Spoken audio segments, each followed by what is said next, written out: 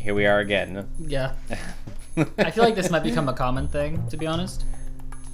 Listen, now that we're recording our audio and video separately, it's like 2 times the chance of having technical difficulties, probably, right? That's how 2 times 2 works.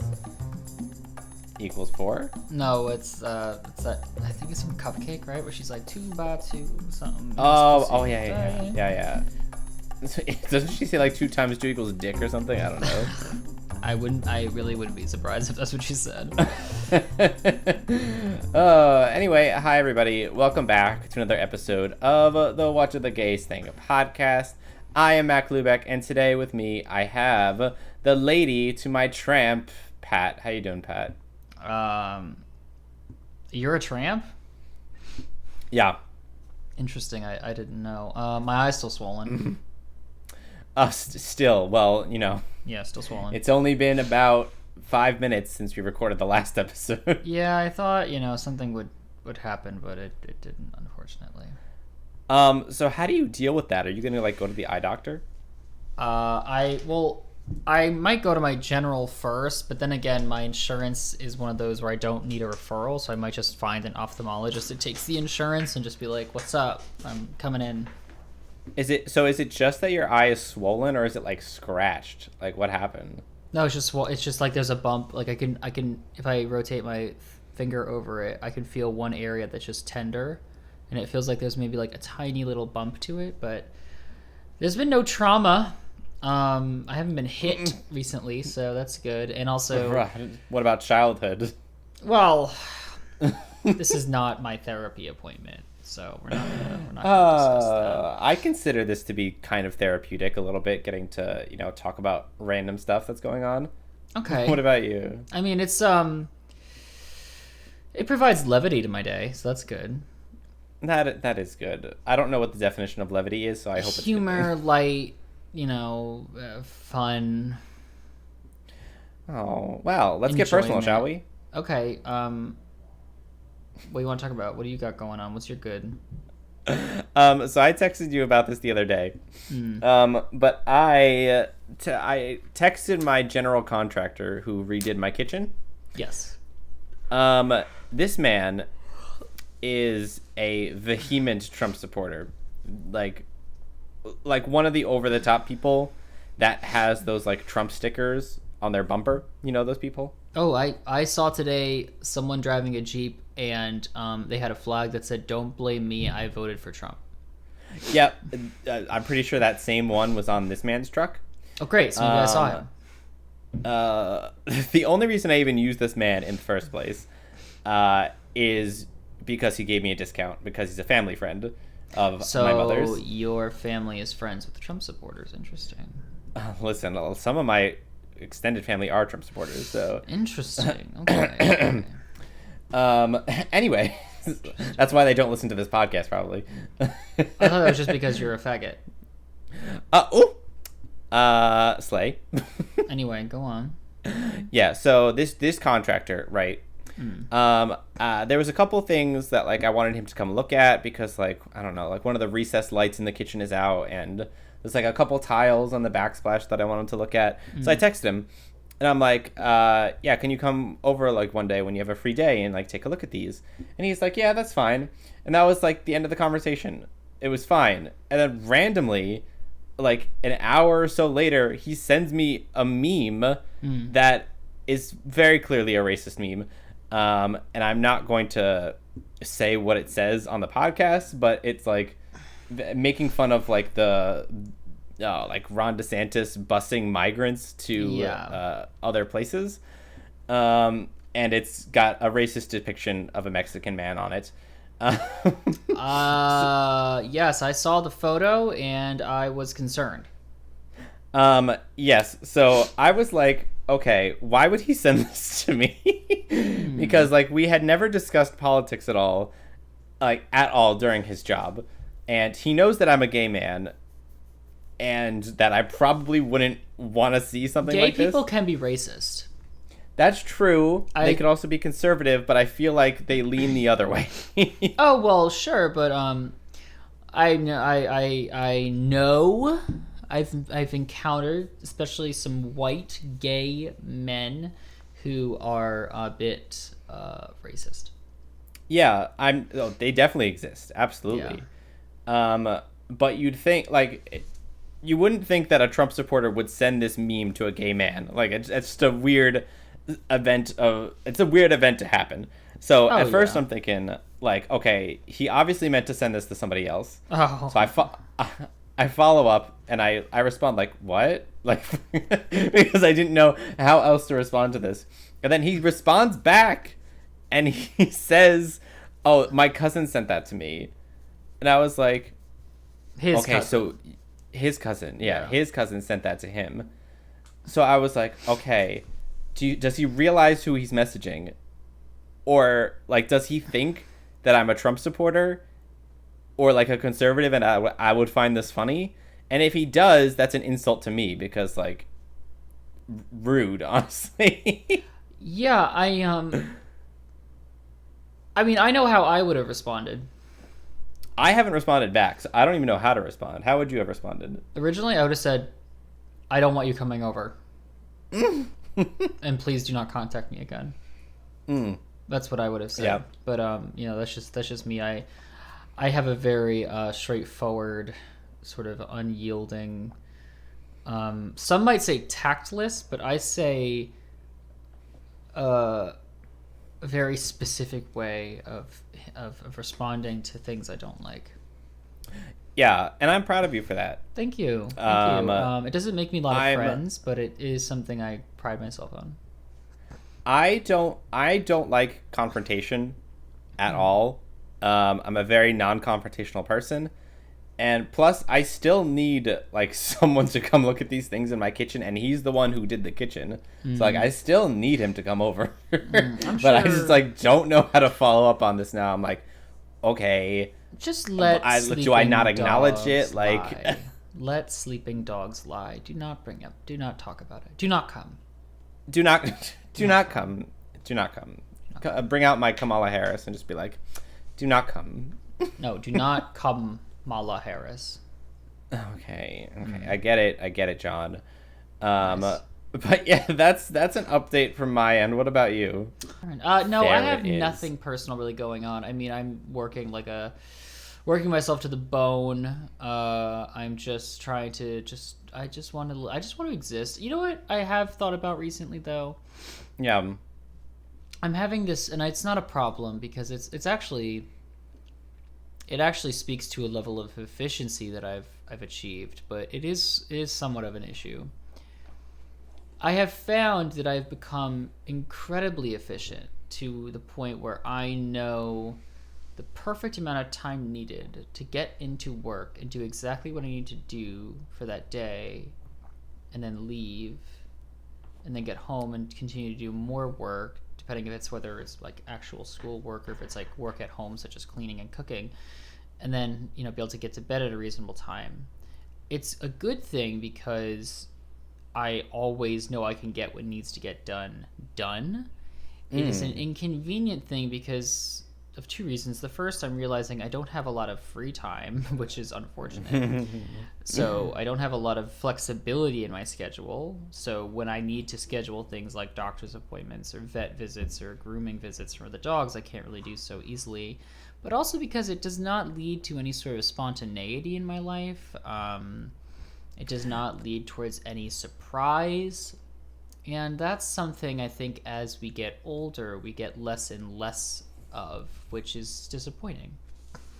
I find that interesting because I remember reading somewhere that when you become like an expert in what you're doing to the point where you become so efficient in it that it's no longer a challenge, that is a common point in people's like career where they decide to change it up. Because they no longer get to experience that challenge or like that problem solving that might make something like that really interesting. Food for thought. Well, I don't know if it's about the work, like how challenging the work is. I don't know if it's that. I think it's more so the monotony of day-to-day existence that has really brought me down. Oh yeah, it's just like that SpongeBob like montage of that one fish that just like every day is the same thing over and over again. You remember that Yeah. montage? Yes. I think I do. I think I And then do. at the end, the fish is it's like coming to bed, honey. Yes, Oh, dear. yes. Yeah, it's like the other it's like that random fish's life. Yes. Yeah. Yeah. He might be the one that always goes, my leg," that kind of dude. Oh, it could be. Yeah, it could be. It could be. That definitely shakes up the monotony of his life, most likely. Yes, it certainly does. Anyway, although again, you said it's a good thing being really efficient at your job because that means that you do know exactly how much time you need to get in and get out. So there you go. Yes, unfortunately, as I wear 3 hats at my job, it is becoming quite tedious. Is it raining? Potentially. Hold on, let me just pick. Yes, it's raining. All my awful. windows are open, so that's going to be fun for me later. I love the random weather update It's- within the podcast. I It's heard amazing. something new in the environment, and then I looked around and I peeked my head towards the window and I How heard it. adaptable of you. Listen. I'm listening. What's next on the docket? Next on the docket is Spill the Tea, aka our social cultural segment, which I was actually going to talk about the Adam Levine meme, but we already covered that in the last episode. Well, Anything you wanted to discuss in the social cultural world that we live in? Well, let me think. The Adam Levine one was a big idea. It was a big thing, you know. That was a big thing. I have something political. I have something about the gays, so it's kind of well. Oh, right. Okay. Well, Netflix had its Tulum. What's that thing they do? Their little conference where they show things that are upcoming in Netflix. I think it's called Tudum. Tudun. Tudum? It's the event where they talk about all the new Netflix shit that's coming in the following years. Oh my god. Wait, also, did you know that they're getting rid of Schitt's Creek? Off On, Netflix, yes. I'm kind of upset about it because I would just sometimes play that show in the background when I'm doing work. But anyway. Netflix Tudum. Yeah, I see it. Yeah, so they talked about a bunch of their upcoming shit, basically. And yeah, it looks like there's some fun stuff coming on. I know you don't watch as many shows as I do, probably, but we've got the Witcher. I don't got time, fam. I don't got time to watch shows. We have the Witcher spin-off coming Christmas. We have the next season of The Witcher coming out next year. We have Dead to Me Season 3 coming out. We have Manifest Season 4 Part 1 coming out. Like, there's a lot going on. I think, Netflix did slash a lot of its budget recently. A lot of shows got canceled, especially animation, so... Q-Force? Yeah, well, yeah, I'm interested to see what they're gonna do moving forward. There are, some good movies or some potentially good movies. I haven't seen them yet. They're on the list. Do Revenge with Maya Hawke, who I think is lovely. She's from Stranger Things. She plays Robin, right? Yes. There's a new animated film, I think, called Drifting Home or Drifting. I want to watch. It's giving me sort of Digimon vibes, not with the monsters, but with the plot of being sent to an unknown, world or location and having to get out while also struggling with maturing as adolescents, which I find is always a compelling thing in anime that they do so well. Wow. Oh, bitch. The Devil is a Part-Timer Season 2 is out, not on Netflix, on Crunchyroll probably. I'm excited about that. Anime, my good dear. The anime is coming. I'm ready. Can I say one thing? You can always say anything. When I go from because it was such a whiplash, because I went from watching Sandman, which is arguably a very serious show, Yes. to then Yuri on Ice, which the whiplash that I had to go through to go from the seriousness of Sandman to the bubbly kind of fun nature of Yuri on Ice. Yeah. I was like, oh my god. It was such a shift. Yes, it is, but you know, you want to do something with a secret project, so we need to do that. So spoilers. So anyway. Speaking of anime, we've got plenty going on. We got Devil as a Part-Timer season 2. We got the next season of My Hero Academia. We got the next what do you call it? The last season of Bleach is finally getting animated, which I'm super excited about because oh my God, that show's not over yet. No, but Bleach got canceled a while back, years ago. Oh, never got to finish. Oh no, it's One Piece that's really long, right? Oh, One Piece. Yeah, One Piece is not over yet. I think I got that mixed up. My Hero Academia, Devil's Part-Timer 2, Bleach. I'm assuming Demon Slayer will be back next year for another season. I don't know when. Attack on Titan probably. Attack on Titan's gonna come back for its last part, its final part of the final season. Oh my God, that's a 3-part final season. And then we're Hunter. I don't read Hunter x Hunter. But I don't think it's even called. I think it's like Hunter x Hunter, but there's an X between it. Whatever. Hunter x Hunter. The manga is coming back after being on a years-long hiatus because the author was sick, I believe. So good that they're coming back. I don't really like Hunter x Hunter because of the pedophilic character in it, but you know, I never got into it. Slay. I wonder if that thunder is going to be picked up on the mic. Well, I didn't hear it, but it could be picked up on your end because Discord does have some muffling. I think that it does. I hope so. Well, I'm not recording through Discord. I'm recording through OBS. That's what I'm saying. Like I couldn't hear it from your mic because we're chatting through Discord. Slay. We're not sponsored by Discord, by the way. Let's not break the fourth wall in how we do this. We're giving away too many secrets. We're pulling back the curtain too far. They can see the inner workings and the machinations and the cogs. Honestly, with all the technical difficulties we've been having, perhaps someone could help us. I would love it if a podcasting company of some sort, maybe, reached out and was like, "Oh my God, we can help you produce the podcast." Wouldn't that be lovely? But wouldn't that be great?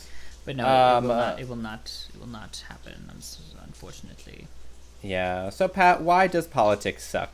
Give me some politics. You said you had something. Well, Italy looks like it's going to be run by right-wingers soon.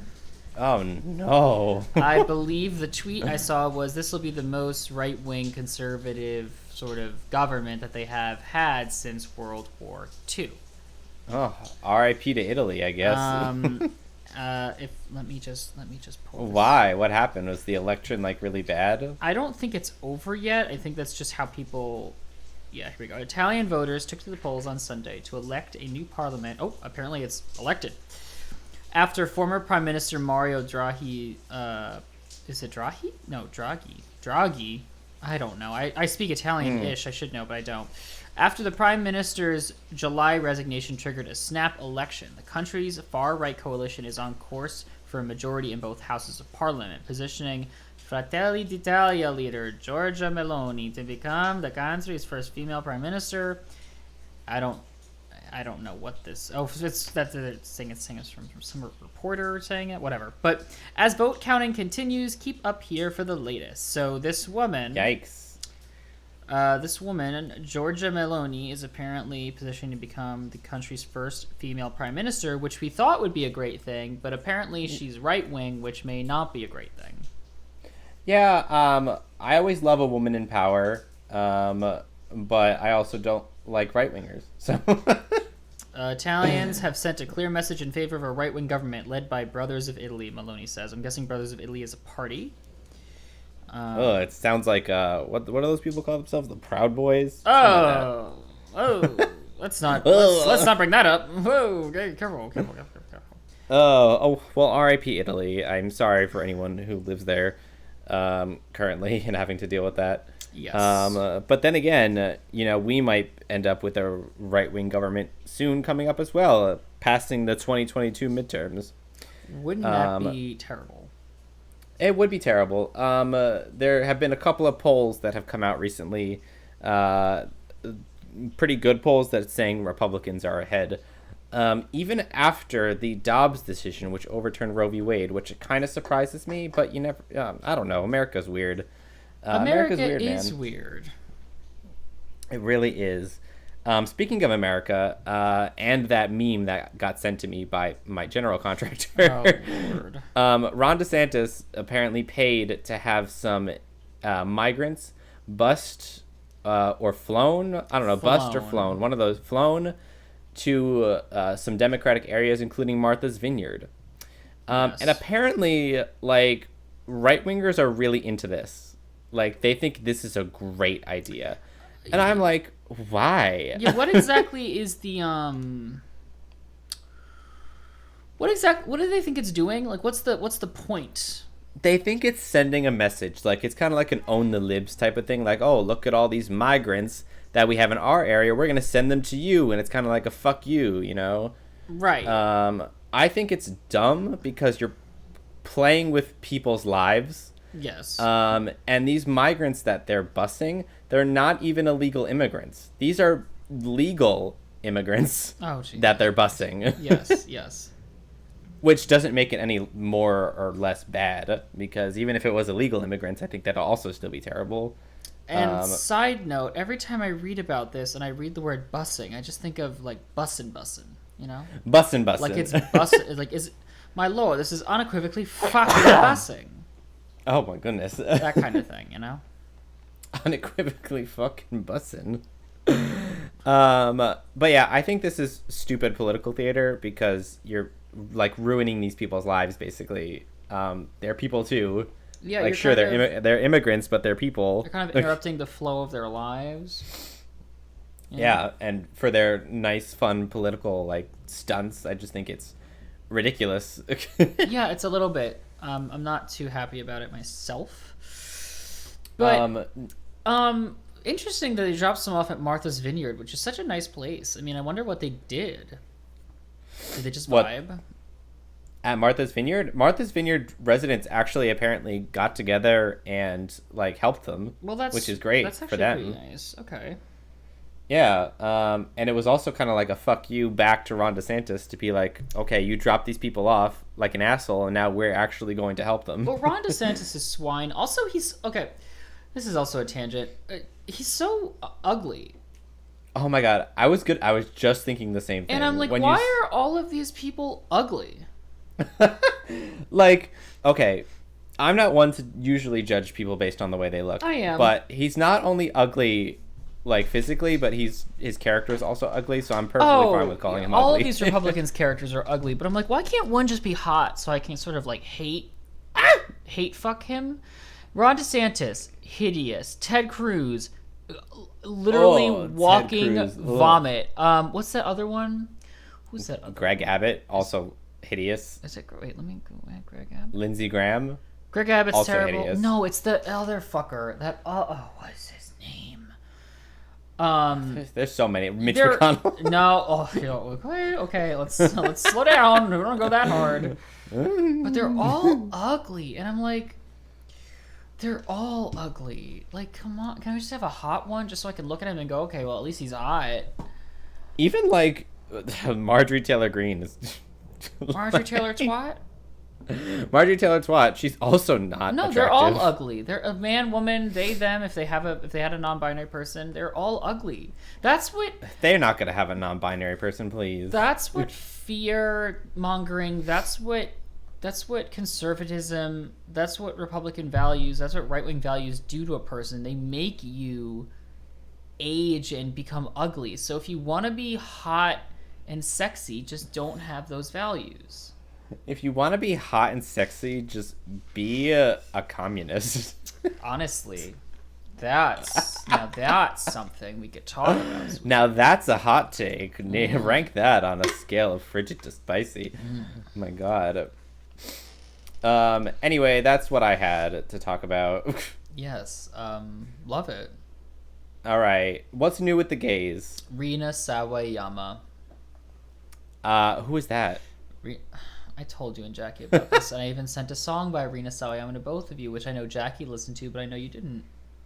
Oh, Slay. When was this? This was it's not long, but it was a couple weeks ago by now. Oh, okay. I was like, if this was years ago, how would I remember No, this? no, this was recent because Rina Sawayama just recently released her newest album. So Look at that's my hair. What the fuck? Sorry. Okay, slay. Anyway, Rina Sawayama is a Japanese British woman who identifies, I believe, as bi and pansexual.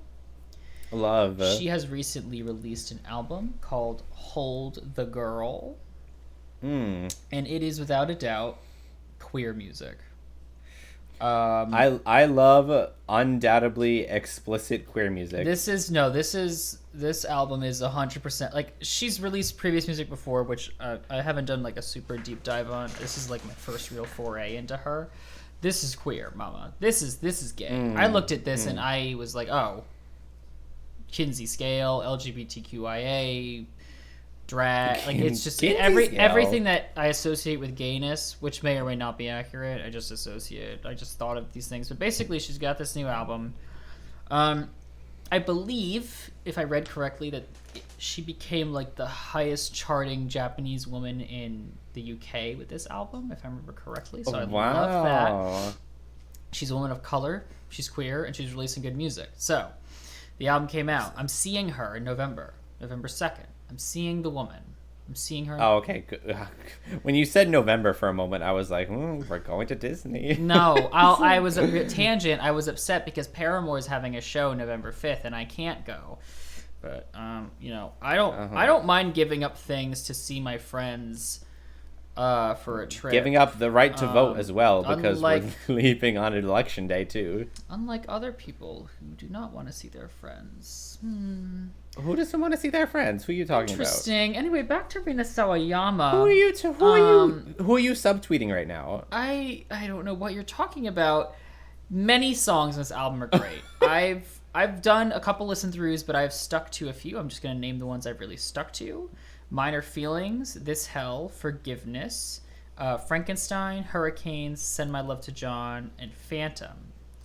Send My Love to John, can we talk about this? Is so unequivocally queer, so unequivocally gay, queer, so unequivocally just heart-wrenching. It is so, her voice is great. I don't know how she'll develop over time. But her range might change, whatever. She might do different kinds of music. Right now her voice is great, but the lyrics, the writing, the poetry, the storytelling, mama, when I tell you Send My Love to John is a whole saga. It has to be listened to. It has to. It's the first time I've ever heard this specific circumstance being sung in a song. And it's a very extremely specific circumstance, but I know many queer people could empathize and probably have experienced something very similar, if not the exact same thing. And I think you gotta send it to me. I already probably did, bitch. So send it to me again, and this time I will listen. Okay, well, here we go. I'm just right here on the pod, so now everyone knows. Not right now. No, you don't have to listen to it now. But everyone on the pod. If I play it out loud on the podcast, it'll get copyrighted. I'm gonna send it to you now, so everyone on the podcast knows you did get it. Okay, I'm waiting for it to come through. I got my phone. There it is. I see it. All right, I'll play it later. What else is new with the gays is, of course, the film Bros is out. Neither of us have seen it, but I think we should talk about. I believe did we the last? How do you mark messages as unread? I thought you could do that now. Oh my god! I want to mark this as unread so I know to look at it later. But no, we did not talk about Bros yet. Is that what you were gonna ask? Hold down on the chat. Like the whole chat itself, not just the message. Mark is unread. Oh, lovely. Okay, great. Well, I know we haven't seen it, but did we talk about what Billy Eichner said last time? We talked about it, you and me, last night when we were playing Diablo 2 Resurrected. Right. Let's bring it up on the pod. Billy Eichner said basically two things. He said that this is the first gay romantic comedy being released by a major studio. And then he said that it is better than the run-of-the-mill throwaway stuff that you might find on a streaming service. And it got a little bit of backlash because Hulu has 2 great original gay films: Happiest Season, which is 100% a romantic holiday comedy film, and Fire Island, which may not be rom-com, but it's comedic and there is romance, but it may not be really I would call it a rom-com. Yeah, sure. Yeah, I don't know why I'm saying that. It is romantic comedy. Now, I think Billy Eichner was just a little hyper, and very enthused about his film, and he just said something a little too fast, and maybe it was something that he had been sort of pushed to say by people in his PR team, whatever. People went off on him a little bit, and then Joel Kim Booster commented saying, like, hey, I've worked with Billy before, we've spoken about this, it's all cool, like, whatever. But I think it is important to note that while this is a huge achievement, it's there have been other ones that are worth merit, and to be honest, I think Happy Season is a great film. It deals with the coming out process, which I was a little like, okay, we've seen this before, but I'm happy it exists. And Fire Island is an amazing film, and that you got your lesbians in one of them, you got your gays in the other, and I think that covers a big gambit of our community. So there's always room for more. So I'm happy that Bros is here, and I can't wait to see it. However, I just want to talk about a little film known as In and Out. In and Out, like the burger? No. In and Out is a 1997 American comedy film directed by Frank Oz.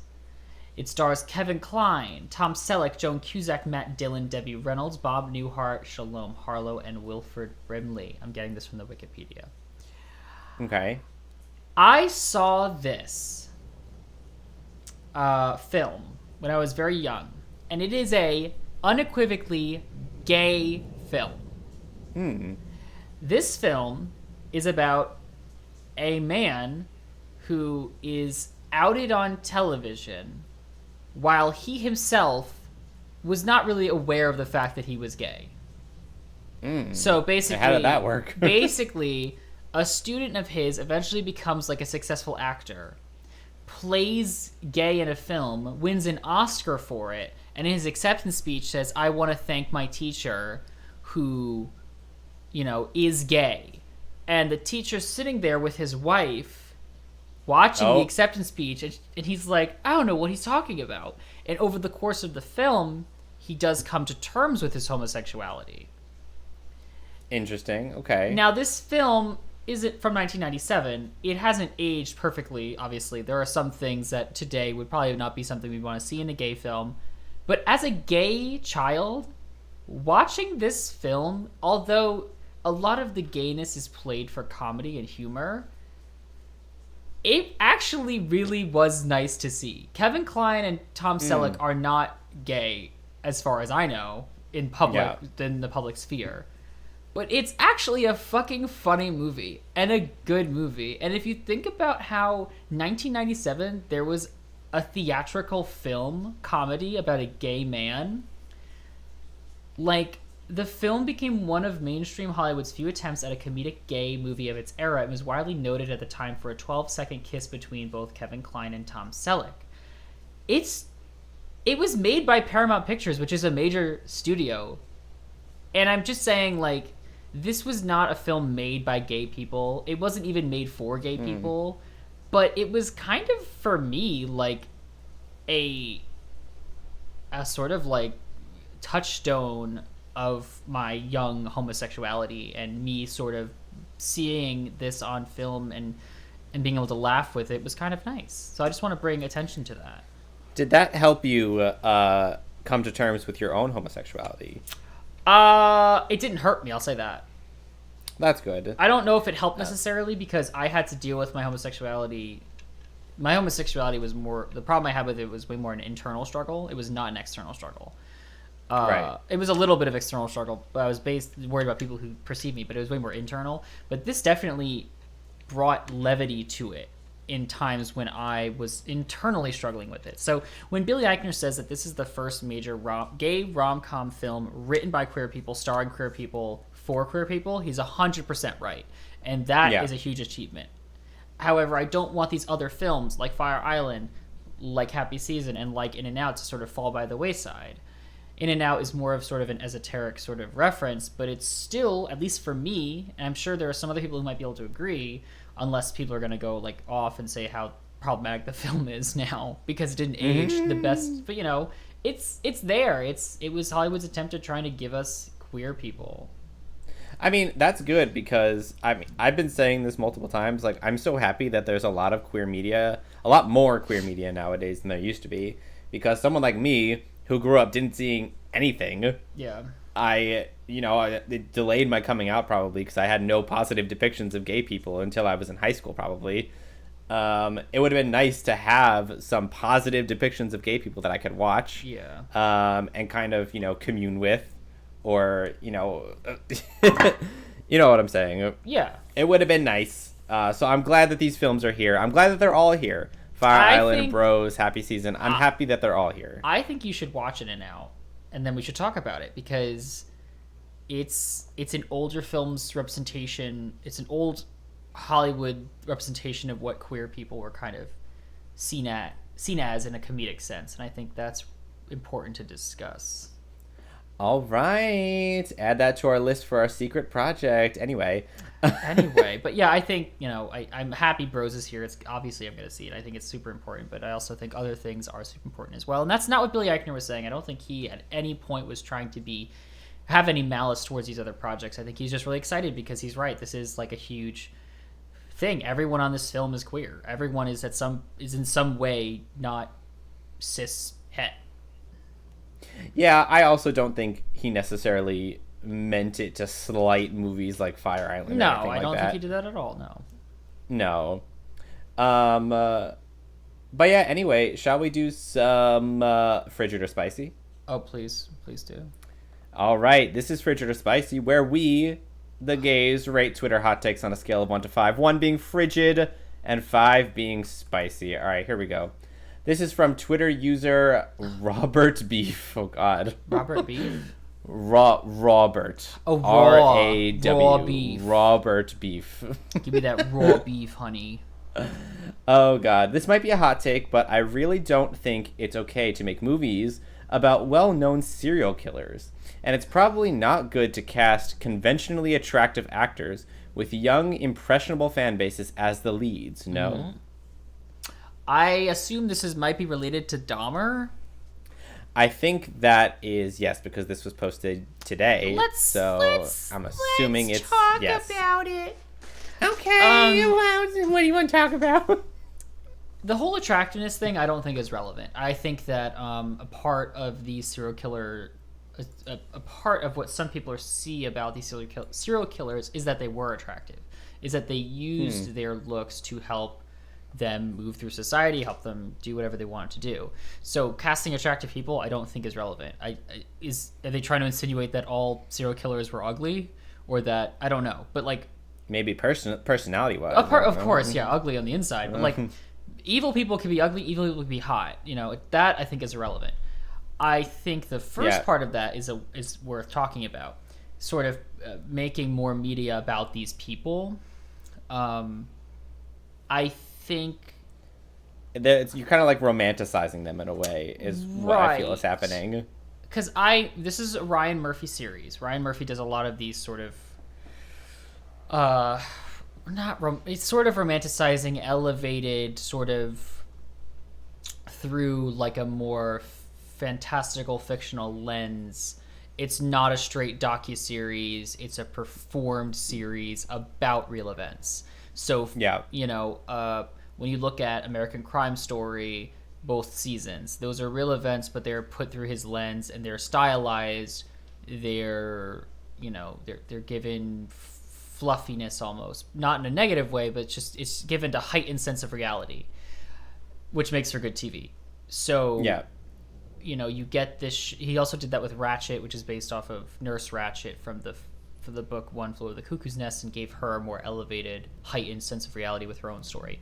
So when you look at this Dahmer series, which if y'all don't know, Jeffrey Dahmer was a serial killer who targeted mostly gay men. Yep. And then did really fucked up things with their bodies. I think obviously he's going to cast Evan Peters because he's worked with Evan Peters a lot. He's got a boner for him. I think Evan Peters is a good actor, so whatever.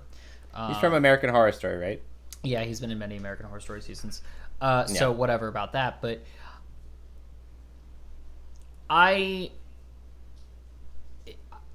it depends. As long as it's not glorified, like as long as the events that happened are not glorified, as long as like if we see a murder happen, it's not glorified, it's not elevated in a positive light, it's not used for just shock value. The series should speak to how damaging this was to the people involved. If that's the course he wants to take, I guess it's better. But if it's about stylizing this series of murders based on this sort of enigmatic serial killer, I don't know if I like that. And I don't know if I need to see a gay man murdering gay men, especially like I don't think I need to see that. Although Niecy Nash is in it. I love Niecy Nash, and I might just watch it for her because any chance I get to see her in a more dramatic role, I have to take it. So I might just watch it for her. Yeah, here's my thought on this. There's a lot of TV, I feel like, that kind of romanticizes serial killers. The one that's popping into my head immediately is Dexter. Yes. I don't know if have you seen Dexter? Oh, I watched the whole thing. I didn't see the newest reboot, or not reboot. I didn't see the continuation of it, but I saw the original. Yes. Yeah. Dexter. I think there's a couple of other ones, but that's the one that immediately popped into my head. But I feel like there's like a recent cultural shift that has happened with the resurgence of like media and all these fun movies and TV shows and things like that, where you bring a serial killer into it and kind of make them the central character. And it's not necessarily the greatest thing in the world. I feel like it sometimes can do more harm than it does good. I mean, but as long as you're focusing on the fact that the serial killer is bad, and that what they're doing is a horrible thing, then I think it's okay most of the time. I think it depends on what the writer, director, whatever, wants to really comment on. If it's based on actual events, it's different than if it's fiction. You know, Dexter, the show You on Netflix, which is about a murderer, and he's very much he's the main character. He's very much played up as like this hot, mysterious man who ends up just killing a bunch of women and men, but he kills I think a lot of women too. So I think fiction, I think there's a little bit more leeway because it's a different genre altogether. But when you deal with real events, you have to be like, what is the goal of retelling these events in a manner that is not like a documentary fact for fact method? Like, what benefit do you receive as a viewer? What does the media bring to it if you're bringing it as a stylized, almost fictionalized retelling of events? If it's to comment on how gruesome the murders were and how awful the scenario was and the people affected that may not have had their stories told in the media, that's a good point of view. But if it's just to get on people to gather around the name Dahmer because it's a popular thing and just have them watch this media and it's void of any real commentary, then I don't want to watch it because I already know what happened and I don't need to waste my time giving more of my attention to this the psychopath, like the sociopath, whatever they describe him as. I don't need it. Yeah, I agree with that point because like if the only point of retelling this story is to make money for the writer, like as a dramatic retelling on Netflix that people will watch and he'll get money off of it, then I don't like that. This is an example that is not as insidious because the topic is different, but Disney remakes. I want the Disney remakes to be different than the originals because if I wanted that story, I'd watch it. The Lion King remake, the Aladdin remake, the new Little Mermaid remake. I don't want the same story because if I wanted the same story, I'd watch the original. the media that it's now in, the people writing the story, the director, they need to bring something new to it. It can't just be the same thing because I'm bored by that. I know you're going to play off nostalgia. I know people are going to love it, but I don't like it. Same. Yeah. Absolutely same. All right, here's the second hot take of the day. You ready? Yes. This one's a fun one. Tell me. This is from Twitter user at Anna Nymphy. It says, "Oh God, second hot take of the past 24 hours. Pepsi is greater than Coke." Wait, we didn't even comment on the last one in terms of spicy or frigid. Oh my God, we didn't rate the last one. Okay, wait. Let's. We had a long discussion, so just read it again. Do you have the first one still here? Read it again. Okay, yeah, I still got it. Ready? It says, "This might be a hot take, but I really don't think it's okay to make movies about well-known serial killers, and it's probably not good to cast conventionally attractive actors with young, impressionable fan bases as the leads, no?" I think it's lukewarm. It's a 3 because it depends on what the intent is. I don't really care about that. I'll agree. I don't care about the attractive male lead. Whatever. It depends on the intent and what they're trying to say. I will agree with a 3 out of 5 as well. Now, lukewarm. let's move on. What's the next one again? The next one, again, from Twitter user at Anna Nymphy. Second hot take of the past 24 hours. Pepsi is greater than Coke. Okay, I like both, so this is going to be really hard for me. And I know people seem to have a preference, but I do enjoy both. Okay. I am the opposite. Pepsi greater than Coke. Coke greater than Pepsi all the way. Okay, so, well, here's the thing. Like, Coke has, to me, Coke is a little more biting. It has a little more carbonation. It's spicy, you know? It has, like, a little more just, like, kick to it, while Pepsi is more sweet and smooth. Okay. I don't like the sweet and the smooth. That's totally fine. But I want my soda to be spicy. I will say this, though. I like them with different things. Okay, what would you rather have Pepsi with versus Coke? Taco Bell, because Taco Bell only has Pepsi products. Okay. Just because that's the only thing that you can get. I would rather have Pepsi with.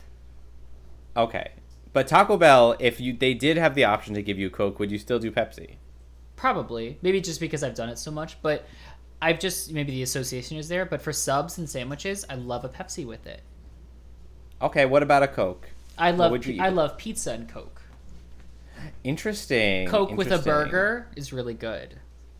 So basically, when you want to, like, eat worse, you go with the Coke as well. I mean, I guess Taco Bell's not great either. It really depends. Like, with Chipotle, I'll get Coke, and that's, it's still sort of a Tex-Mex sort of Mexican food thing. So, like, I like both flavors. So you're just weird. I grew up with both. Like, in the house, like, my dad, we'd get Pepsi. My mom, we'd have their Pepsi or Coke in the house. It's just both. You know what? I think that actually, like, because I always had Coke in the house, so that's why I'm a Coke fiend. I think that makes you sound like you do cocaine a lot. Maybe you shouldn't have said that. I'm a Coke fiend. Nobody clipped that. Nobody clipped just that one part. That's literally what some people call people who are addicted to Coke. Oh no! Nobody clip that one part, please. No one's gonna clip it. Don't worry. No one's gonna. Anyway, I'm a Coke person. A Coke fanatic. I mean, I think we should have the real conversation of Pepsi and Coke are both sort of sodas that they don't have the same flavor, but I can see that they're coming from the same place. But then you have shit like Dr. Pepper, which is completely different. Mm-hmm. Like, Coke and Pepsi are sort of in the same lane. Dr. Pepper is on the other side of the road. Yeah, and then what about Sprite? Sprite's also different. Like, Coke and Pepsi, at least, like I said, similar-ish. But those are... I mean, Sprite is good, though. I do like Sprite. I'm not a fan of Sprite. It's like too... Spicy? It's too bland. Spicy, no. I think it's too bland tasting. I think if it's really cold, like, some things have to be really cold. For me, it's just like I might as well drink water that has like a little lemon taste in it at that point. How about ginger ale? I could go for a good. I mean, it's not my preference to drink it, but I could go for a good ginger ale sometimes. I love ginger ale. You and my boyfriend would get along. He also loves ginger ale. It also settles my stomach when I'm upset. I love ginger beer. Oh, then you can make a Moscow Mule, some vodka in it. Oh. Then you put that little leaf in it and it shit it out later. Anyway. Oh, right out of my ass. Yeah. Oh my god, I think we've been going for too long. Who cares? People love this. The people live Okay, well, for let's rate it. I think I have to go lukewarm again because I like both. All right, I'm gonna rate it as frigid because because you hate it. I know. Coke all the way. Coke is better than you Pepsi. Are a Coke 100%. Fiend. I get it. Coke fanatic. Coke fanatic. Okay, great. Let's do a would you could you should you and then we'll leave. Great. You want to start us off or do you want me to go? I'll start us off again. Actually, I don't remember if I started us off last time. You did. But anyway, again, this is coming off of Twitter because I was looking at different fun scenarios on Twitter and I found this thread of would you rathers. It's from the same Twitter user as the last episode, WTF Afos. So would you rather call your partner's mother right after you have sex every time to tell her how it was, or do everything you can to convince everyone in your life that you have cancer, and then after a year tell them you were faking it? Oh, I tell my boyfriend's mom about the sex. She doesn't like me anyway. Every single time. She's not even gonna answer. She's gonna see my number. She's not gonna pick up. You're just gonna leave a voicemail. I would. That sex was amazing. I tell her. No. I would tell her in graphic detail. You think I'm gonna say amazing? It'll be amazing, but I'm gonna say everything. Don't you think that would cause some issues though? She doesn't like me already though. She don't like me. It doesn't matter. Okay. I mean, slay. I don't want to convince people that I have cancer. That's a fucked up thing to lie about cancer. Cancer's serious. Like, I'm not gonna. That is a very fucked up thing. Like, no, that's not happening. But telling my partner's mom that we had amazing sex, like, fuck it, I don't care. Oh, amazing. What would you do?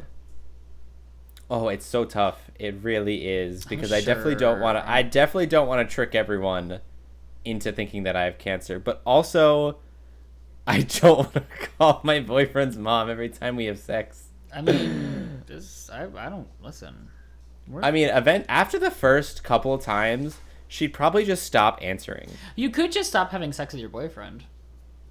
That is another solution, I suppose. Yeah, you just don't do that. I know a lot of couples who don't have sex. What's your strict definition? Like, does it have to be penetrative? Like, any sort of stuff? like any sort of sex. If you have any sort of sex with your partner, you got to. Yeah. I'd probably do the partner's mother because, eventually she'd probably just stop answering. Like after the first couple of times, she'd probably realize like, oh my god, he's calling again. Yeah. To tell me about this. Then she just won't answer. Because I think I'd be good. You have to convince everyone in your life for a year, and then you have to tell them afterwards you were lying. That like breaks every bridge you have. Your social, your work, your familial. Like you're fucked after that, and not in the way you could call your partner's mom about, but in a completely different way. My god, great. How about you, Pat? Do you have a would you could you? Yeah, I do. It's festering. It's molding. It's proliferating. Festering. I hate the word festering. It's coming to fruition, and oh look, it's here. Would you rather? Would you rather become a Titan? No.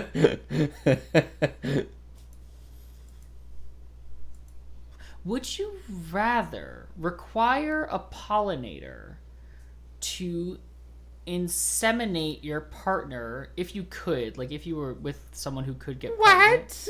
Would you rather have a pollinator have to rub up on your pollen, wink wink, bring it to your partner to inseminate them / fertilize them like bees and flowers do? Or would you rather be like a fungus where you just sort of produce your spores all over your body, and whenever you shake or shimmy, the spores kind of just float off in every direction? Okay, so you're asking me in order to inseminate my partner in the first scenario, Yeah. someone has to come, or I have to come on someone else, and then they have to transfer it Well, to that's my kind partner. of like that. Yeah, basically. Some sort of vehicle, some sort of pollinator has to get your cum to your baby batter to the oven. Right. And then my second option is Basically, you produce your I sperm just, like, all over your vibrate. body. Right, and I like vibrate and it like comes off of me Yeah. and But you only produce them when you come. You're not producing sperm all over your body all the time. Right. I'm going to go with the second option because that eliminates the third party that would need to be involved. Right, yeah. Okay. Yeah, I think that's fine because I mean if I'm coming and then it just like vibrates off of me in all directions, it might be a little bit to clean up, but yeah, I think eliminating that third party is the better option here. Great. I live. Yeah. What would you do? I think I'd like the pollinator because it just sounds more fun. Oh. But I mean, like, Slay. yeah, I think I'd do that. Yeah, it sounds more fun. Slay. Yeah. All right. Thanks, everyone, for listening or watching this episode of the What Do the Gays Think podcast. Make sure to follow us on Twitter at WDTGT Podcast to get all of our updates and other fun things that we do. Like stream, for example, which we have a Twitch, What Do the Gamers Think, GAYMERS, where we stream on Mondays and Thursdays at around 8:30 usually. So yeah, if you're going to do anything at the end of this episode, make sure to follow us on either Twitter or Twitch. Or you could join our Discord, Pride Empire, which the link to join is in the description of the episode. Thanks, everybody, and I am Mac Lubeck. And I'm begrudgingly watching House of the Dragon, and I don't think it's very good, Patrick. Oh! Okay, hot take to end the episode, but all right, goodbye. Bye.